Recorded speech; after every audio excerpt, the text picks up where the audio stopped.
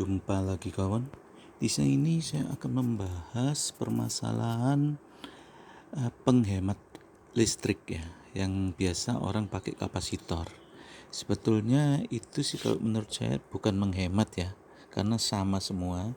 Karena di meteran PLN itu yang diambil, itu yang dibayar itu kan istilahnya kan wattnya, kWh-nya. Jadi bukan arus. Sedangkan yang biasa ditunjukkan ke penjual penghemat itu kan biasanya kan arusnya turun. Nah, di sini saya akan tunjukkan bahwa kalau yang ideal itu arus dengan tegangan beda fase-nya 0. Itu yang ideal ya, tapi kan tidak mungkin. Nah, sekarang kalau misalkan terlalu induktif, itu biasanya motor atau kayak resistif, itu masuk induktif. Dia namanya lagging power factor. Jadi fase tegangan mendahului fase arus. Jadi tegangannya mendahului arus yang merah ini. Ya. Tapi kalau kapasitif, jadi fase arus mendahului tegangan, leading power factor namanya. Nah, di sini kebanyakan yang penghemat listrik mainnya di sini. Kalau di rumah tangga misalkan banyak lampu, filamen atau pemanas, ada motornya pompa air, motornya mesin cuci. Di sini kalau pakai kapasitor sebetulnya sama aja, tidak menghemat. Jadi rumusnya gini, daya kan V kali I kali cos V. Misal tegangannya 220, arus 10 ampere, misal itu. Sedangkan anggap cos V-nya 0,5 karena terlalu induktif. Misalnya banyak dinamo, motor, pemanas yang kita pakai di rumah. Sehingga kalau kita hitung dayanya 220 kali 10 ampere kali cos V-nya 0,5 didapat 1100 watt ya. Nah, ini yang masuk tagihan 1100, bukan arus ya. Yang ditagihkan itu 1100 watt ini yang kWh. Nah, sebaliknya kalau kita pakai penghemat kapasitor, penghemat yang katanya penghemat listrik, itu hanya menaikkan cos V. Jadi misalkan pakai kapasitor, jadi cos V-nya 0,9.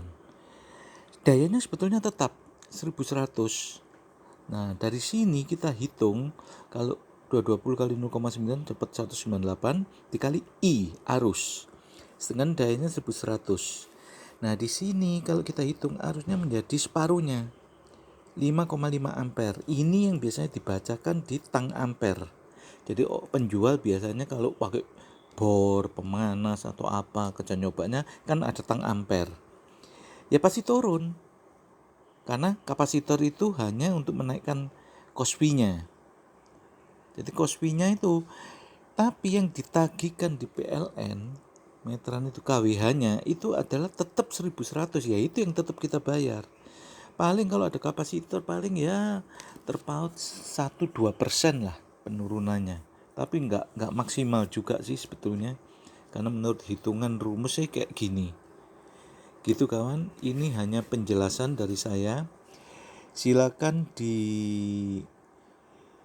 dipikirkan tersendiri benar ndak yang saya review ini. Karena memang tagihan listrik itu bukan masalah arus, tapi masalah wattnya, kWh-nya. Sedangkan yang biasa dijual orang-orang penjual kapasitor, penghemat listrik itu yang diukur kan arusnya. Padahal arus memang turun, tapi wattnya tetap sama. Karena watt tetap sama karena cos P-nya dia naik. Supaya dia bisa ideal kayak gini. Jadi ibaratnya itu induktif sama kapasitif itu kalau bisa seimbang bebannya. Kebanyakan rumah tangga kebanyakan jarang yang pakai kapasitif. Kebanyakan motor-motor dinamo, mesin cuci, dinamo pompa air.